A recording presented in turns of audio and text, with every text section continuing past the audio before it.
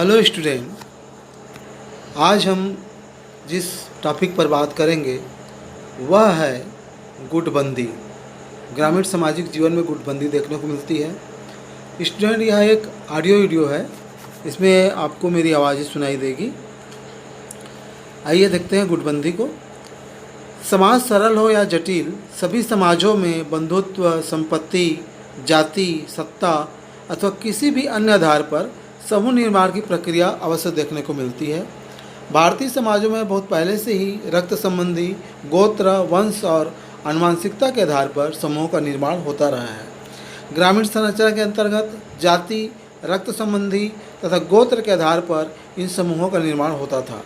इसके उपरांत कृषि कार्य में वैश्वीकरण की प्रक्रिया के साथ ही नवीन राजनीतिक व्यवस्था का प्रभाव बढ़ा। तब समूहों का निर्माण भी प्रभावित होने लगा, जिनमें जाति तथा राजनीति के तत्व मिले जुले थे। इस कारण भारत में संपूर्ण ग्रामीण समाज में अनेक आधारों पर निर्मित होने वाले अनेक गुटों में बढ़ गए। इसलिए भारतीय समाज एक गुट समाज के नाम से पुकारा जाने लगा। यही गुट सुदृढ़ समूह है जो न केवल अपने सदस्यों के व्यवहारों और विचारों को प्रभावित करते हैं, परंतु संपूर्ण ग्रामीण शक्ति संरचना में गुट के प्रभाव को बढ़ाने का भी प्रयास करते हैं। इस कारण ग्रामीण गुट न केवल ग्रामीण सामाजिक संरचना का महत्वपूर्ण अंग है, बल्कि इसी आधार पर ग्रामीण शक्ति संरचना एवं ग्रामीण सामाजिक संबंधों को भी समझना आसान हो जाता है। देखते हैं गुट की अवधारणा। गुट क्या है? गुट शब्द का अभिप्राय उस समूहों से समझा जाता है जिसका उद्देश्य एक सुदृढ़ सामुदायिकता की भावना में बंधे रहकर अन्य समूहों से संघर्ष करना तथा किसी भी विधि से अपने लक्ष्य को प्राप्त करना होता है।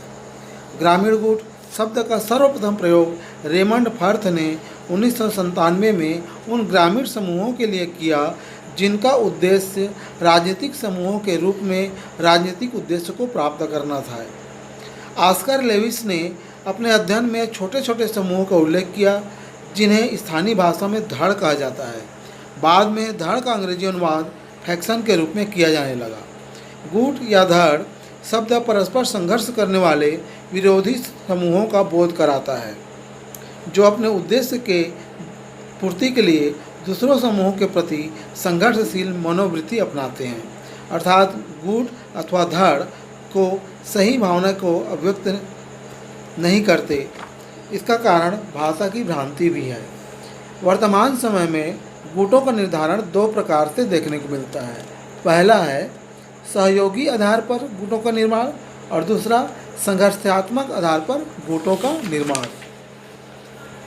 इसका अर्थ यह है कि संपूर्ण ग्रामीण समाज में संघर्षपूर्ण गुट एक नकारात्मक पक्ष की अभिव्यक्ति है, जबकि सहयोगी गुट जीवन के सकारात्मक पक्ष को दिखाता है। वर्तमान में राजनीतिक जीवन से संबंधित गुटों का महत्वपूर्ण रूप ग्रामीण समाज में देखने को मिलता है। इसके उलट गुटों का सहयोगी पक्ष प्राथमिक रूप से सामाजिक आर्थिक जीवन से संबंध है, जिसके अंतर्गत एक गुट के संपूर्ण सदस्यों का परस्पर उद्देश्य सहायता करना एवं अपनी स्थिति को सुदृढ़ बनाना है। गुट की परिभाषाएं। पोकाक महोदय ने गुट को परिभाषित करते हुए कहा है, गुट का अर्थ संपूर्ण समुदाय के अंतर्गत विद्यमान संपूर्ण संघर्षपूर्ण समूह से है। गुट का अर्थ संपूर्ण समुदाय के अंतर्गत विद्यमान संघर्षपूर्ण समूह से है। यदि संघर्ष गुटों की आंतरिक आवश्यकता नहीं है, लेकिन इसमें अक्सर समुदायों को विभक्त करने की प्रवृत्ति होती है।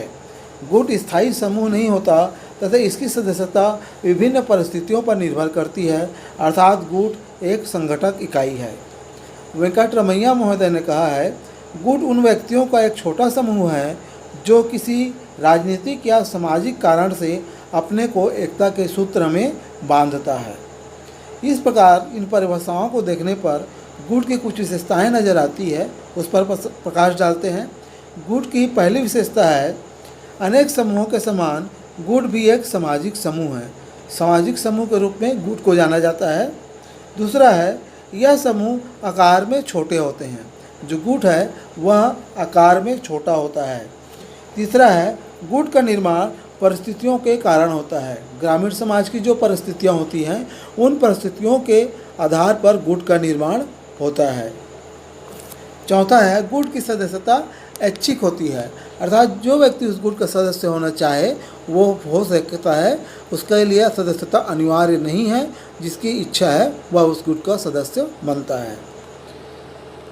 गुट का उद्देश्य समान हितों वाले व्यक्तियों द्वारा मिला जुला कार्य करना तथा परिस्थिति के अनुसार किसी भी लक्ष्य को प्राप्त करना होता है। अगली विशेषता है वर्तमान समय में गुट राजनीतिक और संघर्ष से प्रभावित होते देखे गए हैं।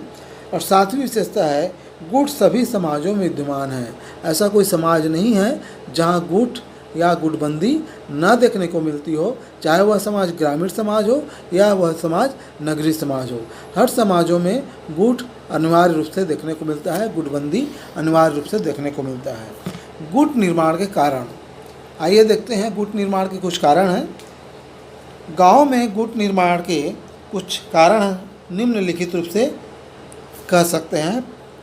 पहला, ग्रामीण जीवन में पाई जाने वाली आर्थिक, सामाजिक और सुरक्षा के कारण गुट का निर्माण होता है। गुटबंदी के द्वारा लोग अपने आर्थिक ज़रूरतों को पूरा करने का प्रयास करते हैं। दूसरा है, गांव में लोगों के पास ज़मीन का अभाव होता है, उनके पास भोजन और आवास संबंधी जीवन यापन के पर्याप्त साधन नहीं होते, अर्थात उन्हें अधिक समय तक झगड़ों एवं मुकदमों को लड़ने के लिए सहायता एवं संगठन की आवश्यकता होती है, जिसके लिए गुटों का निर्माण किया जाता है।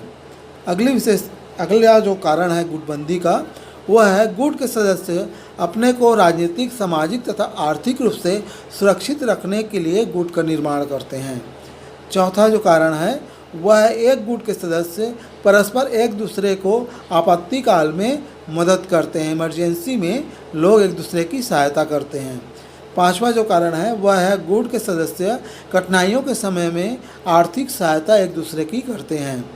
ऑस्कर लेविस ने गुट बनने के कारण का निम्न प्रकार से उल्लेख किया है। ऑस्कर लेविस ने ग्रामीण सामाजिक जीवन का अध्ययन किया था और इन्होंने गुटबंदी के निम्न कारण बताए हैं। पहला है भूमि के उत्तराधिकार के प्रश्न का विवाद, दूसरा पुत्र गोद लेने का विवाद, तीसरा मकानों के अधिकार संबंधी विवाद, चौथा यौन अपराध संबंधी प्रश्नों का विवाद, पांचवा हत्याएं तथा भ्रूण हत्याएं संबंधी विवाद, छठवां विभिन्न जातियों के झगड़ों के विवाद। अतः गांव वाले अपनी कहावतों में गुट के संबंध में यह कहते हैं कि जड़ जोरू और ज़मीन आदि के लेकर झगड़े होते हैं, जिसके कारण गुटों का निर्माण होता है। अर्थात गुट की स्थिरता के लिए यह आवश्यक है कि उसके पास प्रचलित आर्थिक आधार हो, जिससे प्रत्येक स्थिति में गुट के सदस्यों की न्यूनतम आवश्यकताओं की पूर्ति की जा सके। इस कारण से गुट के अंतर्गत कुछ ऐसे साधन संपन्न लोगों को होना आवश्यक है जो गुट के गरीब या निर्धन सदस्यों को रोजगार, ऋण तथा विभिन्न अवसरों पर आर्थिक मदद प्रदान कर सके। ऑस्कर लेविस ने आशा की है कि निर्धनों एवं अज्ञानता के उन्मूलन हेतु जीवन स्तर को उन्नत बनाने के लिए, शिक्षा में निरंतर वृद्धि के लिए, किसानों की हक को दिलाने के लिए, उनको मुख्य जीवन धारा में लाने के लिए और मानव के भविष्य को उज्जवल बनाने के लिए नातेदारी पर आधारित गुट कमज़ोर अथवा समाप्त हो जाएंगे। पर राजनीतिक गुट जो आज देखने को मिलता है, गुटबंदी देखने को मिलता है, जातिगत गुटबंदी जो देखने को मिलता है, वह आपके सामने दिखाई दे रहा है। गुटबंदी की कुछ प्रकृति है या गुट की कुछ प्रकृति कह सकते हैं। इस प्रकृति को समझने के लिए यह आवश्यक है कि गुट समाज में गुट के आंतरिक संबंधों तथा विभिन्न गुटों के पारस्परिक संबंधों की प्रकृति को जाना जाए। पहला है इसमें आंतरिक गुट संबंध। गुटों में हमेशा संघर्ष के संबंध नहीं पाए जाते, परंतु अनेक ऐसे अवसर आते हैं जब वे परस्पर सहयोग एवं सहायता करते हैं। अर्थात जब एक गुट के सभी सदस्यों के संबंध घनिष्ठ होते हैं तब उनमें आंतरिक गुट संबंध कहा जाता है और यह सहयोगात्मक होता है। यह संबंध एक परिवार के सदस्यों के समान होते हैं। जन्म, मृत्यु, विवाह, भोज, धार्मिक अवसर, संस्कार आदि के अवसरों पर गुट के सदस्यों में एक दूसरे के यहाँ आना जाना नैतिक दायित्व माना जाता है। उदाहरण के लिए ऐसे कार्य जिनमें सारे गांव की भलाई निहित है, उस उत्सवों या त्योहारों आदि को मनाना हो, तो ग्राम विकास से कार्य करना हो आदि अवसरों पर जजमानी प्रथा एवं जमींदारी प्रथा के कारण भी विभिन्न गुट एक दूसरे से आर्थिक संबंधों में बने होते हैं। गुटों में परस्पर 3 प्रकार के संबंध होते हैं। पहला, गुटों में मैत्री संबंध, दूसरा गुटों में शत्रुता संबंध और तीसरा गुटों में तटस्थता का संबंध। गुटों में भी परस्पर मैत्री पाई जाती है, जिसका कोई सामान्य शत्रु नहीं होता। आर्थिक रूप से परंपरागत रूप जो गुट होते हैं वो सहयोग के आधार पर निर्मित होते हैं। आर्थिक रूप से संपन्नता तटस्थता को जन्म दे सकती है। फिर भी किसी गुट का तटस्थ रहना इस बात पर निर्भर करता है कि उसके सदस्यों की प्रकृति कैसी है। अतः वह तटस्थ प्रकृति के हैं या गुट भी तटस्थ होगा। दूसरा है गुटों की एकता। किसी भी गुट के सदस्यों में कितनी एकता होगी यह इस बात पर निर्भर करता है कि गांव के सदस्य और वहां के रहने वालों का जीवन स्तर कैसा है। उदाहरण के लिए उसके सदस्य कौन है, समूह का आकार एवं मकानों की स्थिति क्या है। एक गुट में एक ही वंश समूह के लोग हैं, उनके मकान आसपास बने हुए हैं, आर्थिक दृष्टि से आत्मनिर्भर हैं, गुट बनने की काफ़ी समय बीत गया है और उसका आकार पर्याप्त मात्रा में बड़ा है, तो इसमें एकता उन गुटों की अपेक्षा अधिक होगी जिसके सदस्य गाँव में दूर दूर रहते हैं। जैसे हुक्का समूह भी गुट एकता को प्रभावित करता है। किसी गुट में यदि हुक्का समूह के सदस्यों की संख्या अधिक है तो वह कम संगठित होगा। ग्रामीण गुटों की भूमिका। गांव में जो गुटबंदी है या गुट है उनकी भूमिकाओं को देख लेते हैं। अनेक समाजशास्त्रियों ने गांव में गुट बनने या गुटबंदी के बढ़ते हुए प्रभाव से अधिक चिंतित हैं, लेकिन वास्तविकता यह है कि गांवों के पुनर्निर्माण में गुटों की भूमिका अधिक महत्वपूर्ण है। आज के युग में सामाजिक एवं आर्थिक नियोजन के अंतर्गत गुटों के सहयोग से अनेक कार्यक्रमों को सफल बनाया जा रहा है। गांवों के पुनर्निर्माण के विभिन्न क्षेत्रों में गुट की भूमिका को निम्न प्रकार से स्पष्ट कर सकते हैं। पहला है सामुदायिक विकास योजना।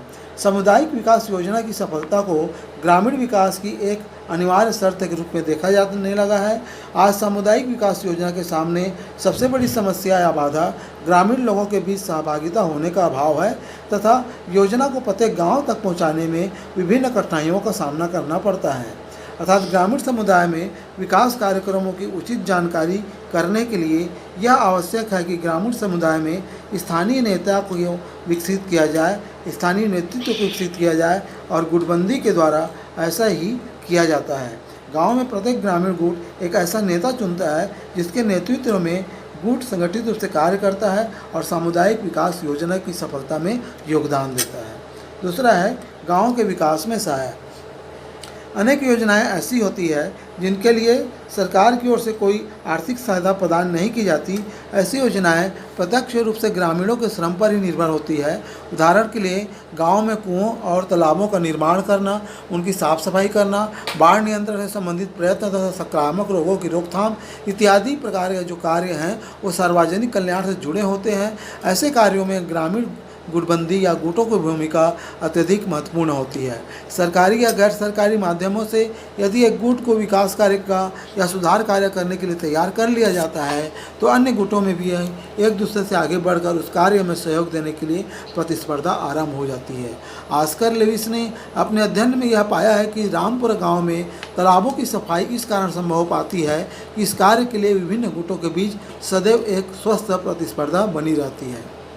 तीसरा है राजनीतिक विचारधारा का प्रसार। गांव की वर्तमान प्रजातांत्रिक व्यवस्था में ग्रामीण गुटबंदी का विशेष महत्व है। इन गुटों के द्वारा ही विभिन्न राजनीतिक दलों के कार्यक्रम तथा चिंतन का सामान्य प्रसार ग्रामीणों के बीच में होता है तथा गुटों के द्वारा ही ग्रामीण चुनाव और मताधिकार के प्रारंभिक सिद्धांतों की जानकारी प्राप्त करते हैं। गांव में प्रत्येक गुट पंचायतों के चुनाव में अधिक से अधिक समर्थन प्राप्त करने के लिए अनेक ऐसे कार्य करते हैं जो ग्रामीण के कल्याण के लिए बहुत लाभदायक और सहायक होते हैं। अनेक गुट इसलिए विकास योजना में सक्रिय सहयोग देते हैं जिससे वे ग्रामीणों की सहानुभूति प्राप्त कर सकें और चुनाव के समय इनका अधिकतम समर्थन प्राप्त किया जा सके। इससे यह स्पष्ट होता है कि ग्रामीणों को जनतांत्रिक व्यवस्था में सहयोग के लिए प्रेरित करने तथा विभिन्न राजनीतिक विचारधाराओं के प्रचार में सहायता देने के लिए ग्रामीण गुटबंदी अपना बहुत महत्वपूर्ण भूमिका निभाती है। इस सभी विवेचनाओं से यह स्पष्ट होता है कि ग्रामीण गुटबंदी या ग्रामीण गुट हमेशा संघर्ष और हिंसा का ही कारण नहीं होते, बल्कि उनमें अनेक क्षेत्रों में इनकी भूमिका सकारात्मक एवं रचनात्मक भी होती है। इसके पश्चात भी वास्तविकता यह है कि आज प्रत्येक ग्रामीण गुट या जो गांव में बने हुए गुटबंदी है, वह तुलनात्मक कार्यों की अपेक्षा ग्रामीण तनाव तथा ग्रामीण संघर्षों के लिए अधिक उत्तरदायी है। इसके कारण न केवल ग्रामीण एकता के लिए खतरा उत्पन्न हो गया है, बल्कि जाति तनाव ने भी गंभीर रूप धारण कर लिया है। यह एक सर्वविदित तथ्य है कि ग्रामीण गुटों के निर्माण में जाति आज भी सबसे महत्वपूर्ण आधार है। ऐसी स्थिति में ग्रामीण गुट अंतर्जातीय संबंधों के स्थान पर जातिगत संघर्षों में निरंतर वृद्धि कर रहे हैं। विभिन्न राजनीतिक दलों की स्वार्थपूर्ण मनोवृत्ति के कारण जैसे जैसे गुटों की संख्या में वृद्धि होती जा रही है, परंपरागत भारतीय ग्राम आत्मनिर्भरता की विशेषता से हटकर एक दूसरे से पृथक इकाइयों में विभाजित होते जा रहे हैं। इन गुट समाज का दुष्परिणाम यह है कि इसमें ग्रामीण एकता खत्म होती जा रही है। इस प्रकार इसकी गुटबंदी के कारण ग्रामीण सामाजिक जीवन में स्वस्थ सहयोग का अभाव पाया जाता है। धन्यवाद।